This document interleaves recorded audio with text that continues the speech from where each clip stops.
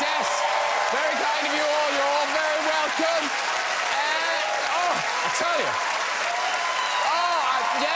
Yes. They're all out there. They are.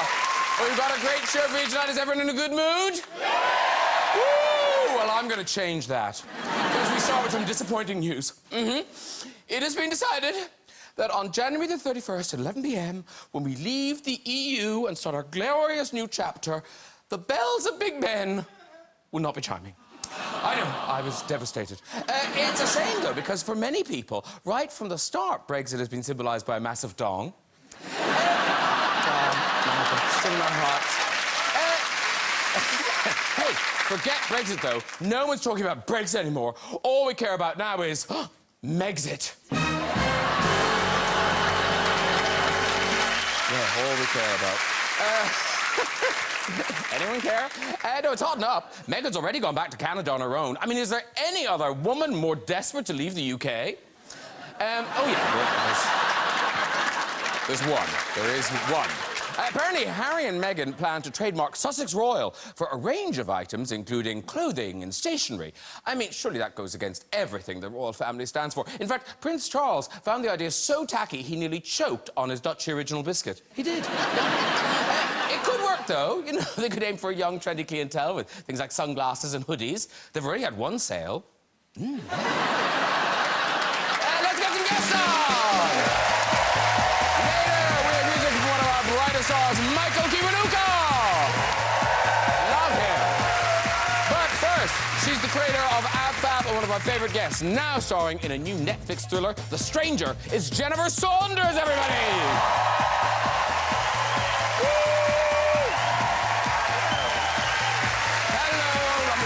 Hello. Come in, have a seat. There you go.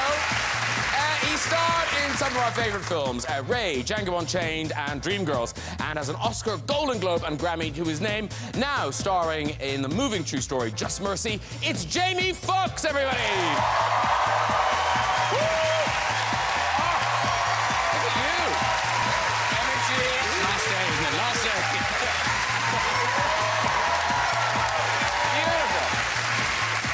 Starring with Jamie in Just Mercy, this man has played Adonis Creed and Black Panther's nemesis, Eric Killmonger, and is one of Hollywood's hottest leading men. Calm down. It's Michael B. Jordan!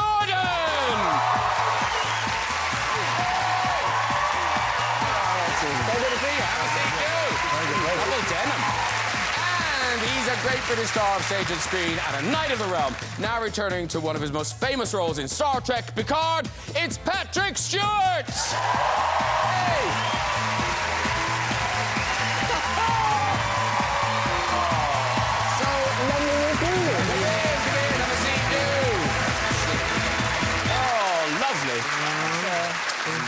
Nice. There they all. You did a bit of bonding backstage. Yes. Very good. Nice. That's you. Welcome back to all, in fact. Yeah, you've all been here before. Hey. And what a time to be in London, ladies and gentlemen. These people are going to go and mark on our capital. Patrick Stewart, have you been to Piccadilly Station? No, have you seen this? Have you? Yeah, people have. They've rebranded it. This is real. They've made Piccadilly Station Piccadilly Circus. It's pretty cool. It is. I mean, it's him. But they've also done it on the subway in Manhattan, except that they've drawn an imaginary line between 5 stations so that it looks like that thing that we wear. I don't know what. Oh, I got it. The Star Trek logo thing. The logo thing. So there are 5 stations on the subway. Not as good. Michael B. Jordan, Jamie Foxx, you've been in town for a few days, haven't you? Yeah, we've been here for... Yeah, you've been out and about enjoying yourselves? Out, reading scriptures and... spreading the word of Jesus. We've been to the club a couple of times, too. Yeah, no, I've seen the pictures.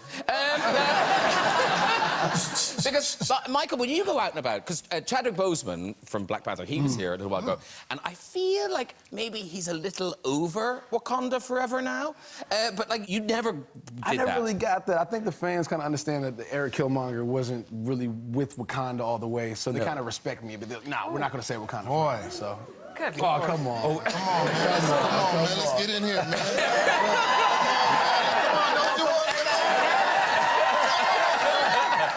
I can't take him anywhere. I can't take him anywhere. That makes me feel, I got a spank on, actually. Now, Jennifer Saunders, I think you'll agree, ladies and gentlemen, you look fabulous. Yes. Thank you so much. You do. And so you are applauding and clapping anyway, but wait till I tell you, Jennifer Saunders, you've just become a grandmother for the 4th time. I didn't actually have to give birth to them. They are... My daughter gave birth to the last one. Yes. But now, what do they call you? Jam jar. Why do they call you? Because I don't want them to call me Granny. I will not be Granny. No, I don't like that. I think... But Jam jar sort of came about because it was sort of funny and nearly sort of Granny. Yes. But children in general are quite honest, quite direct. Very honest. Yes, I need them. You need them. You need their eyesight, I tell you, because they have this new eyes. They have, like, laser beam eyesight. And so instead of... Normally I have, like, a magnifying mirror. You know, women of a certain age, you'll know. You need the magnifying mirror, or you miss a lot of stuff. Food, even. You know, you miss stuff. And I have a magnifying mirror that sort of gives me... It's like the Hubble telescope in mirror form. So I know what's happening. But you sometimes miss things. And I was sitting near a window one day, and little Bertie, who's only 5, was looking at me, because the light was hitting my face at a certain angle. And he was looking at me like that. I went, "What's the matter? What's the matter?" He went, "What's the matter?" I go, "No, tell me, what's the matter?" "Jam jar, are you growing a beard?"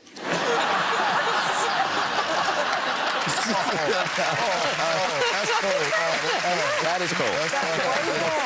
One hair. Ladies and gentlemen, let's talk about Star Trek Picard. Patrick Stewart returns to the role of Captain Jean-Luc Picard. It's available on Amazon Prime from the 24th of January. And this is it's a big deal that they've done this. It's huge, particularly for me, because I have publicly so many times said, I'm done. Star Trek was wonderful. It changed my life, changed my career. But I've said it all. There's nothing more to say, except you got me to say, make it so just now. By the way, I will never do that again. There will be a small fee for saying that. Yes. You understand? Yes. That wine's very expensive. And yeah, it's a big deal, and the Amazon and CBS have really committed to it. We got amazing. I mean, we have a ship that we fly in, but it's not just sets within the ship. They have built the entire ship on a soundstage. Wow. I mean, you know, you can walk you can go up and down and Yeah. around areas and corridors and things. Because were you all fans of Star Trek back in the day? Man, for sure. I'm looking at you now. Like I want to say certain things, but I don't want to disrespect. But just your voice, I'm just like, I want to get beamed up, and I mean, just. I'm ready to just, go. But I say when you do iconic characters like that, for even like the younger generation coming up, you got sometimes they're just now coming into the world and being able to get a chance to see you and see your brilliance. I think that's amazing. Pretty cool. Well, we hope so. We hope so. We're hoping to. Yeah. Hey, thank you. So you say yes, you agree to do it, and where do we find... Actually, no, I didn't agree to do it. Oh, you didn't? I took the meeting... Are you in it? With 4... Is it just a poster? Very, very distinguished people. And I didn't want to just say, no, pass. I don't do that anymore. So I went to the meeting in order to explain to them face-to-face why I couldn't do it. And then... That's tempting fate. It needs an offer you couldn't refuse. Exactly. Something happened. I don't want to do it. Here I am. So, Jean-Luc, as the series begins, where are you? What's happened to you? Well, 18 years have passed since Star Trek Nemesis, our last feature film. So he is no longer in Starfleet. There's a good reason for that, which gets explained. Yes. He is no longer involved whatsoever in space. What he's doing is running a winery in France. And What? Isn't this great? Yeah. Wow. I found it the most scary thing. That threw me. Because when is it set? It's set 24 something? Oh, Lord. 2489 or something? 20, no, like 2470 something. I think, 70 but I'm something. not really sure. It's hard to tell with the fashions. Yeah. But I was just so that they were still making wine. I was like, something to live for. And good wine, too. And he's got a dog. Not just a dog, but my beloved favourite dog's a pit bull. Oh, there, yeah. There look, that's lovely. There's De Niro. Not Robert, but... Oh, I see. De Niro. That's my pit bull. And was he the same pit bull throughout? Yes. Oh.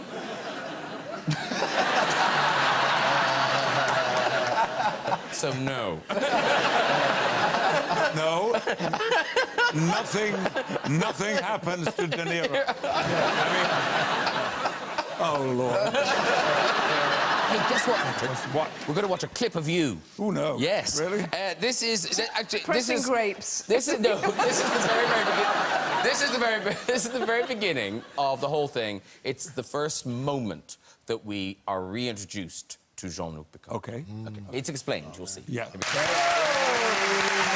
questions. Wi-Fi please. Why the Queen of Hearts? Okay, I'm here, I'm in it. Thank you. It's funny, that does draw you in. You meet your 5 Queens of Hearts. So you're back in Star Trek now, but like over all the time you haven't been doing it, the show, as you guys were saying, never goes away. It's constantly on television. Do you ever find yourself like drawn into watching them? I don't look for it, but occasionally, you know, you're going... Yeah. And, oh, dear. There was one night in a hotel somewhere, I'd flown in, I had ordered room service, and I was flicking through, and there was, oh, Star Trek, Next Generation. OK, let's see what's going on. I'll just watch it for a couple of minutes. Well, I got hooked. And then there was a ring of the doorbell, and my order arrived, my room service order arrived, and the waiter came in, looked at me, looked at the television, and I thought, he's going to go away and tell the entire kitchen, it is the saddest thing I've ever... This guy is upstairs, alone, having room service, watching himself. So, we've all been there. We've all been there. I was famous. That's big comfort. Thank you. Yeah, but do you do that? See, it's always a coincidence. It's always that little awkward moment. For me, it was on a plane. You know, sometimes like when your movies are playing on the airplane, and you get up and go to the bathroom, and you just look at the screens on the seats, and you're like, oh, that's me, that's me. Damn, everybody on the plane is watching the movie right now. And you hear sniffles and people crying and stuff like that. But it's the walk back from the bathroom as they're crying and looking up at you. And we're trying to connect the two, so it's always I've had those little moments and stuff on planes. Yeah. Ladies and gentlemen, talking of Star Trek, now, this will really please kind of Star Trek nerds and anoraks. A little bit of trivia that I think a lot of people don't know is that Joanna Lumley... Joanna Lumley.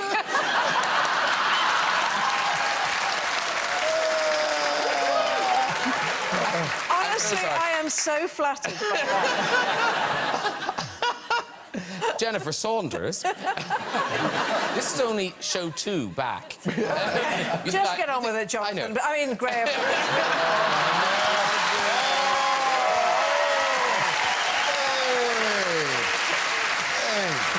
Any which way, who? Yeah. Jennifer Saunders was in the original 1960s series. I was. Yes. I actually was. No, you were. I'm so glad you brought that up. Yeah. I was. Not a lot of people realise that. Yeah, we've got a picture of you with, Yes, there's evidence. with Spock and Kirk. There you are. There. I mean, That Hano. But I think it's me. If that's not me, who the hell is it? It's actually that's like my doppelganger. It's Grace Lee Whitney. They're not my breasts. Oh, I'm sorry. But it's definitely my face. It was quite chilly back in the 60s. Yes. Yes, it was. That is weird, wasn't Jennifer, it? Yes, say yes. no if you want to, but at great expense. Say no if I want to. But we've made that hair. At great expense, I've had this hair done. Oh, go on. Oh, go on, I can't resist it. Oh, you can do it too. I- Yes, yeah. Oh. Oh, yes. Actually, easier on... Let's see if it looks like you. I Let's have see if to it looks like just you. Let's see if it try looks like you. Okay, okay. Well, it's got a solid thing. Oh, I see. Yes. Oh, I see. It sort of sits on top. Yeah. Sorry, excuse me a moment. When I become... Okay. Okay. So, Jamie, if you do Shatner's eye line. Right down.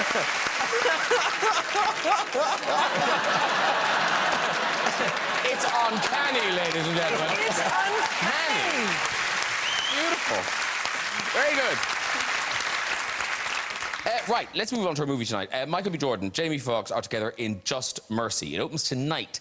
And, I mean, this is an extraordinarily powerful true story. It deals with a lawyer, and he's still working today. You play him, Michael. Yeah, I play Brian Stevenson. He's a defense attorney from Delaware, but he started his organization, the EJI, the Equal Justice Initiative, in Alabama. And he pretty much, he's fighting for equal justice, you know, within the criminal justice system in America that we all know has a problem. It's racially biased, it's very flawed. There's a lot of wrongly convicted, you know, people that are on death row. And Jamie Foxx plays Walter McMillan, the guy that I get off of death row, beautifully, by the way. Man, thank you. And the movie takes place over the course of Brian and Walter's relationship, and Brian trying to get Walter off of death row. And here, Jamie, we don't know Brian Stevenson, but in America, is he known, or is this film kind of... That's why I commend Michael B. Jordan for taking this movie. And I commend this young man because of what he does for us. He captured our hearts in Fruitville Station, where and then he went on from there, Killmonger in Black Panther, where he was... I mean, and you were bigger than a panther in that. You know what I'm saying? But even when he did that movie, he brought the narrative of what we are as black people and how we can be and what we could achieve. And then to go on to Just Mercy, which is, I say, completing his artistic sentence. Brian Stevenson, who's doing an incredible job of exonerating people off of death row. 1 out of every 10 person on death row is innocent. So he's, since this first case, and I play Walter McMillan, who's wrongly accused of a murder. They say he killed someone in a city that he'd never been in, killed somebody he never saw, and there he sits on death row for 6 years without a trial. Yeah. And then in walks Michael B. Jordan, who's portraying Brian Stevenson, and they go on this incredible journey. When you watch this film, and we've shown it here, we've shown it Toronto Film Festival, people are caught up in it. They're weeping, they're cheering, because it moves your soul. Since that time, Brian Stevenson has exonerated 130 people off of death row. Incredible work. Incredible work. So this guy is actively doing this work without fatiguing for over 35 years. He doesn't look old enough. I mean, the picture. No. He just doesn't You know look what? old enough. He's 87 in that picture.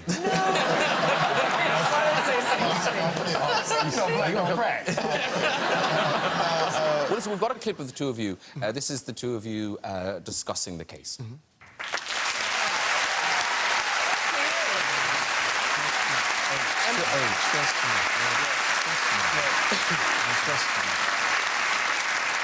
And am I right in thinking, Jamie, that one of the reasons why this story kind of resonated with you is because your own father was in the system? You know, it's personal. When Michael called me up, I was so humbled and honored to be a part of the project. But doing this project, it's personal. Being a black man and the perception of us in America is that we're guilty of a crime. And I could personally touch it because they put my father in jail for $25 worth of illegal substance. They put him in jail for 7 years. Oh, wow. This man was an educator in the hood, in the inner cities, educating kids. The judge that he would have come to the school and talk to the kids presided over his case and put him in jail. Now, what they didn't understand was their father taught me everything. Taught me how to throw football, basketball, taught me how to play tennis. And I was like, why am I learning how to play tennis? He said, because I don't want you to be limited. So me as a young black kid in Texas, some of my childhood heroes were Vitas Gerulaitis, Eli Nastasi, Yannick Noah, Yvonne Lindell. So when they put him in jail, however, what do we do as a family?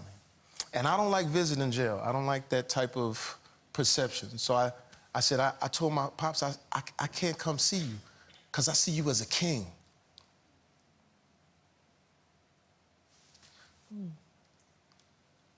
But I wrote him a letter. I said, hey, you know, things have gotten good for me. When you get out, I'll save your life. And he's been living with me for 20 years now. Oh, Wow. Same house.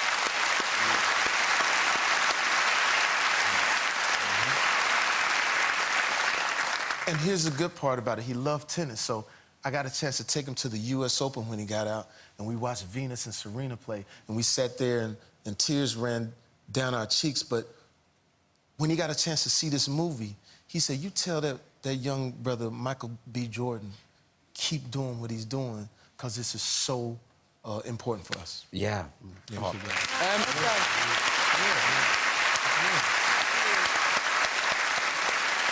And Michael, that is the thing. I mean, this really is your baby. You produced it. You got Jamie involved. You drove it.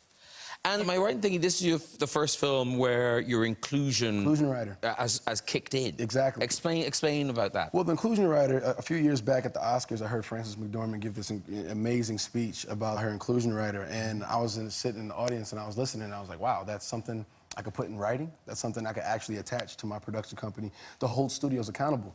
So the inclusion writer is basically, it's allowing an opportunity for people from underrepresented groups, Black and brown people, minorities, women, people from the LGBTQ community, people with disabilities, that they're heavily and seriously considered for the job. And honestly, half the time, you just need an opportunity. You know, in our industry, we work with people that we know. You know, we work with our friends. We work with people we previously worked with, and that can kind of create a circle. So this is like levels the playing field a little bit to let everybody in and have an opportunity. Yeah, very good. And wow, and well done. That is great. And You know, Jamie, I think everyone was so moved by you talking about your father and the fact he's been living with you. Yeah. Okay, so that's lovely. But then your mother also lives in the same house. That poses a problem. The reason being is because they've been divorced for 25 years. And so I was adopted, and I was adopted, and my mother, 12 years now, I would always send her tickets on Christmas if you ever want to come, for Christmas. So finally she accepted, she comes, we have a good Christmas, and then New Year's comes, and her birthday is on New Year's, so we party for her birthday. And then it's like, now all of a sudden it's February, she hadn't left. I was like, you trying to tell us something? She's like, well, I just want to hang out, And so now she's been living with us for 12 years, but they live under the same roof. And what's crazy is that he still dates, so he has dates. But she'll go on his side of the house just to see who's in there, like, hey. So this is what we're doing, Dixon? So then I'm in my room, I get a knock on the door, it's him. Could you tell her to stay off my side of the house? I got company. And I'm like, now, parents. But it's a weirdly fun household. Yeah. Love it. Because Michael, you did the opposite thing. Didn't you buy your parents a house, but then you lived in it? So how that worked itself out was, so I bought a house, and I moved my parents in from New Jersey out to Los Angeles, and just a transitional period. Yeah. And then, Kwanzaa came. Yeah. And then New Year's came. Yeah, and then I need my own then spot. birthdays came. Yeah. And then but like it does get a little awkward sometimes. It look tight. I was single, and being able to date, and I like midnight refrigerator runs down to the kitchen. I don't like putting clothes on all the time.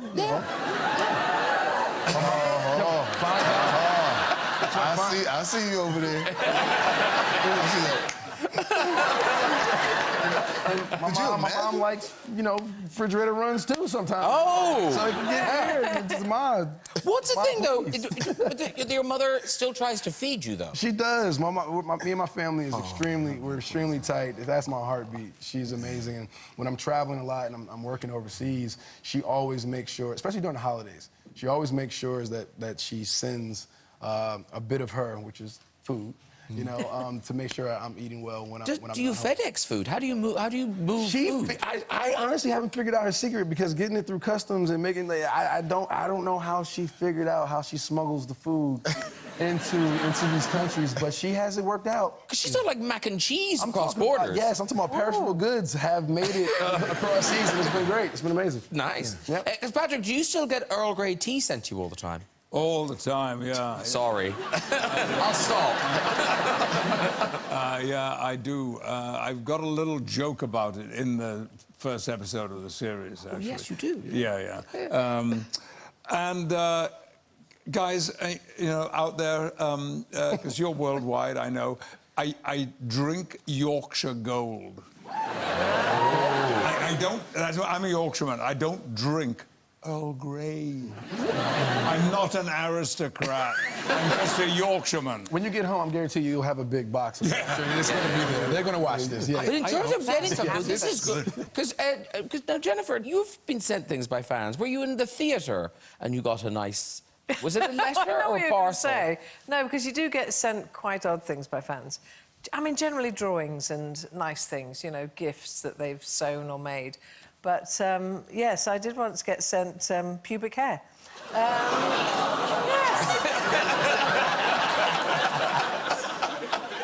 Quite unexpectedly. Lots of it. But how was it arranged? No.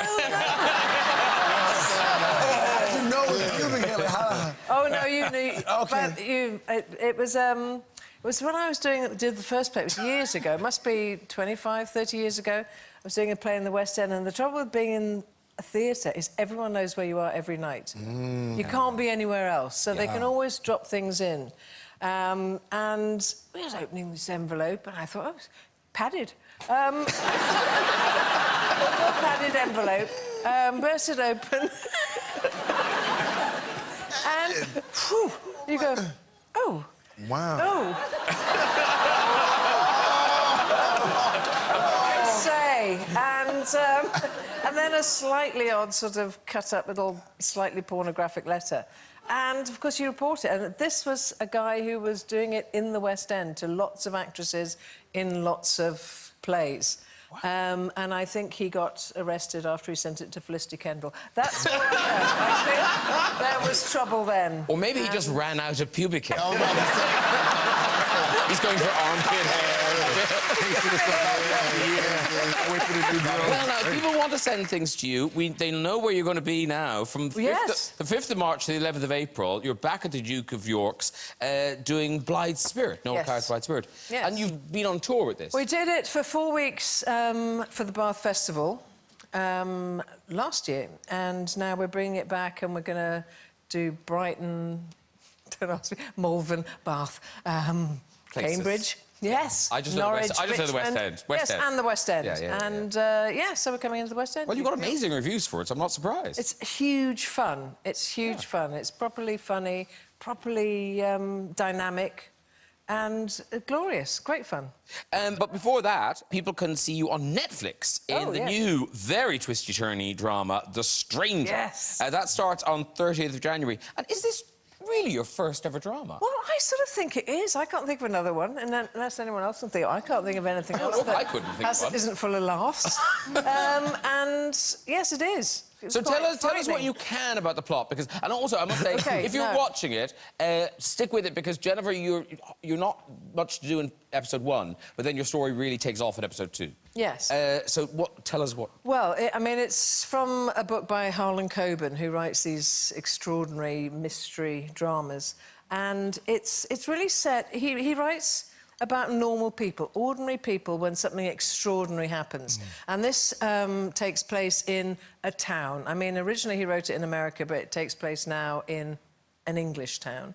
And it's about when what you see is normal life trickling along, and suddenly someone comes into that life and just drops bombs. And these bombs are personal secrets that rip relationships and people apart. And it's this mysterious person, the stranger, who comes up and reveals the big secrets. She reveals one by one and drops. Well, this is the clip we have is your character in Countering the Stranger. Okay. What a place. Oh, it's the exciting thing, though. Well, I really want to see more. Yes, I've only seen the first two. Yes, it was exciting, and it was lovely to do a bit of straight acting. Quite hard. Well, I quite was gonna say, difficult. like, quite but difficult. But isn't it all just acting, or is it hard to make the transition? Well, it's quite hard because the expectation is not to have a laugh. The expectation is just pick up the glass, don't spill it, don't spill it, don't spill it. Just drink it normally. Don't snort it. Just drink it. Just drink it normally. And there was a scene where I literally had to walk across a car park, and I said, "What? All the way across the car park?" They go, "Yeah, just walk." And you go, "I don't know how to just walk. I don't know how to just walk. I know how to funny walk. I know how to fall over, but just walk." And it felt like 20 miles going across. Just walk. Okay, just... I can't make my legs move. But, you know, it is... I have huge admiration for acting, that's you a know. comedian. That's us. Yeah. We're comics, so we have to fight. You think, oh, fight, oh, come my on. goodness. That's why when we were eating... I might have a thought. I might have forgotten something and go back. No, I've just got to walk. Yeah. But I respect you guys so much. And comedy for me is sometimes frightening. It's a little intimidating, you know. But you do comedy very well too. Really? Yeah, because when I saw in Logan, with just with the playing Xavier playing with dementia, you know what I'm saying? It was like those moments between you and Hugh Jackman were just phenomenal, and it was really, really funny to me. Like it cracked me up. It was a good time. Thank you. Yeah, Comedy scares me. I've done so little of it. I can do drama, death, sadness, sorrow, whatever. But comedy really unnerves me. And look at you now, Sir Patrick Stewart, and you don't really use the sir much, do you? Or should I? Sorry, should I have been calling you? No, I shouldn't. Am I supposed to? No. Okay, but no. Do you? I take my lead from Sir Ian, whom we've both shared some time with. Yes. And he is so phlegmatic about all of that, and I just, you know, it's a great honour, but it's not something that I need to press. When you bump into another sir when you're out and about, do you call each other sir? Well, you must roll in sir circles. Okay. Circles. Sir. I just thought of it. Yeah. This minute. Can I be the ignorant American and ask? So how do you become a sir? Well, yeah, Patrick, how? I don't... Well, you know, it's a case of... No. I got mine on the Queen's birthday honours. But you have reminded me that I did have a sir encounter only a few weeks ago in Los Angeles. A rather fancy, in fact, extremely fancy restaurant. Well, tell them what it is, because they'll know. It was the Tower Bar. Sunset Tower? See? No. Yeah. These guys are cool. No. Say it again. Look The Tower Bar. Oh man, the Tower Bar. What? Damn! You got I can't even get in there. Go on. Keep going. Okay. Well, No, the Tower Bar is the spot. I got a feeling this isn't going to work out quite the way I imagined. So four of us were seated at a table. About 15 minutes later, into the restaurant walks Sir Paul McCartney. Wow. Good. Now, Paul and I have a very slender relationship, but it's lasted decades. Okay. I first encountered him in 1964. No. When his girlfriend, Jane Asher, then had told him that I loved Aston Martins. I was driving a battered old Ford, but Aston Martins were my dream car. She told him this. And one night, we knew he was seeing the show. There was a knock on my door. And I said, yeah, come in. I'm there in my underwear. You know, like... As usual. Well, I always... As you greet people normally. I hang around like that, just in the hope. And, Come in, I'm in my pants. yes. I'm ready for you. I said, come in. And And the door opened, and standing there was Paul McCartney, who I had never met before. And this was 1964. Wow. And he said, Jane says that you like Aston Martins. Here, drive this. Wow. And he tossed a bunch of keys over to me. Cool. And it was it was his. Pretty cool. Amazing. Anyway, do you want to hear the restaurant? Keep going, keep going. We're in the fanciest restaurant in LA. We're now in the Tower Bar. Tower Bar?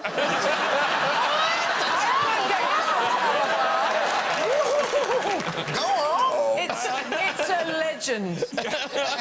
I am feeling less and less good about this. Keep going, keep going.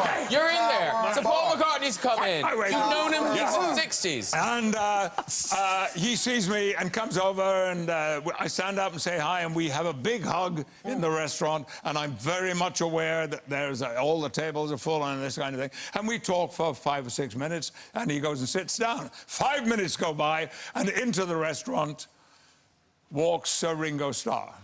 I swear to you, I'm not making this up. Were they together? Yeah. They were they were at the same table. Oh, they were at the same table? Yes. Oh. Well, we at the Tower Bar. At the Tower Bar.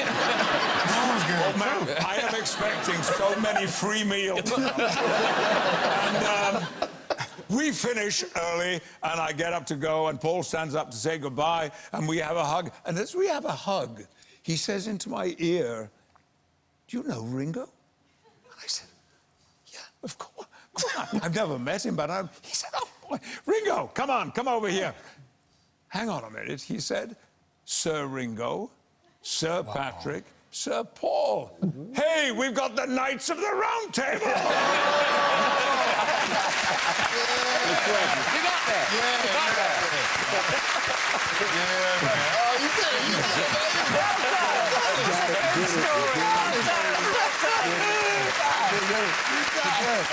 Right, it is time for music. This singer-songwriter has just been double nominated at the Brits, here performing Hero. Please welcome Michael Kiwanuka. So good. Michael Kiwanuka, everybody, and his band and his backing gears. Come on over, Michael. Meet the people. Terrific job. Thank you so much. Come and meet everybody. This is Michael, Jennifer, Jamie, Michael B, and Sir Patrick. There we go. Woo-hoo! That was terrific. Thank you very much. I just built and built and built. It was brilliant. That, of course, from the album Kiwanuka, which is out now. Yeah. Good. That's here the single. Now, now here's the thing. This is your third album. Yeah. This one's called Kiwanuka. What were the first two called? I feel like this is album one. Yeah, I ran out of ideas for album titles, so I just called it my name. Oh. I'm joking. It was first album was called Home Again, the second one was called Love and Hate, and this one's called Kiwanuka because it's my third record. So, you know, I always thought with the third album, you know, you're hopefully coming of age. You're finding yourself in the first two records, and you're trying to fit into someone else's, you know, be someone else that an idea of yourself. Yeah. And when I was making this one, I thought, I just want to be me. So I thought, I'm going to title it Kiwanuka. Yeah, good for you. And, Thank you. And it's work, because Brit nominated. Yeah. And then you're up for the slightly, it sounds a little bit porny, Best Male Solo nomination. Really? That's what they're calling it? When is that, February the 18th? Yeah, it's February the 18th. And then also up for Best Album, so... You know the album, yes, Yeah, I so got I'm that. excited, Yeah. I'm excited. Yeah. I'm No, it's excited two. for that. You're up for two. Yeah. And of course, that male solo. Thank Yeah. you. Very quickly, you're doing lots of touring this year, but then at the end of the year, is it a coming home gig? Yeah, kind of. I'm playing a venue called Alexandra Palace in Muswell Hill. Yeah. Don't clap that, Jamie. You have no idea. But just for, you know, the narrative of the... I don't want to be here like...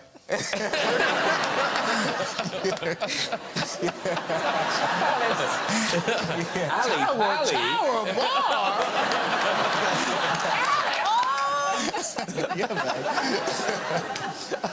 And so will you have lots of friends there? Will you all school and everything come? Yeah, hopefully have a lot of friends there. But I used to go to it's like 10 minutes walk from my mum and dad's. Oh, that's so place. handy. And so, yeah, so I used to just go, growing up, I used to just go home, great. just go skateboard out there, To hang out go with back big. That's great. Yeah. Check me out. Well, listen, friends. My mum and dad are actually here. Oh, are they? So Oh, where are they? I don't know where they are, but they're here somewhere. Oh, yeah, they're here. Oh, no, they're admitting it. They're admitting it. Oh, fantastic. Yeah. Has he bought you a house? Pressure's on! Pressure's on! Edison, thank you so much for that amazing performance, and good luck with the tour, and best of luck at the Brits. Good luck to you in both of those. Michael, Kiwanuka, everybody! Right, that's nearly it. But before we go, just time for a visit to the big red chair.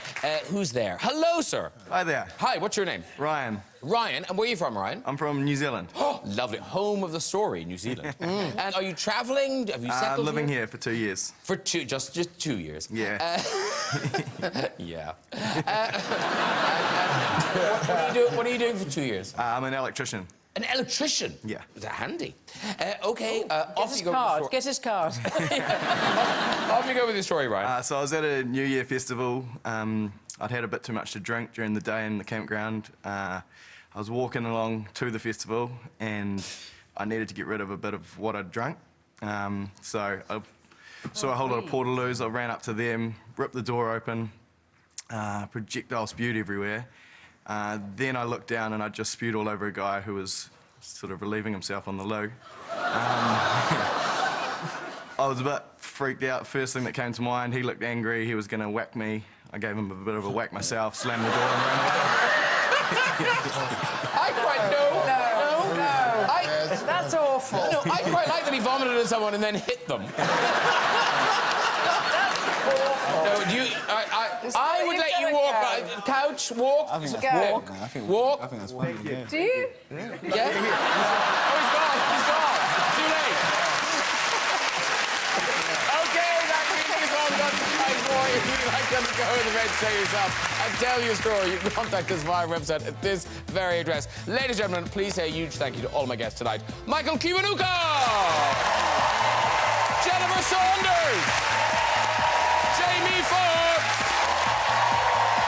Michael B. Jordan! And Patrick Stewart!